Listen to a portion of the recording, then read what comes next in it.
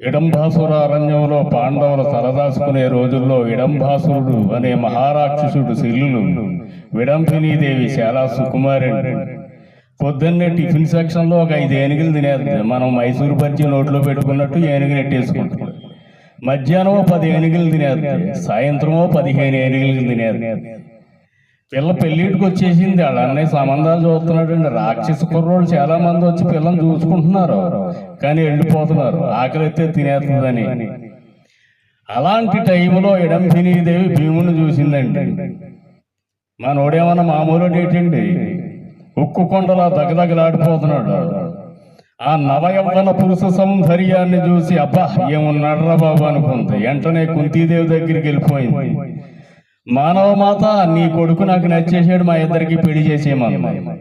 రాక్షస పిల్లతో నా కొడుకు పెళ్ళేటి పో అంది కుంతీదేవి.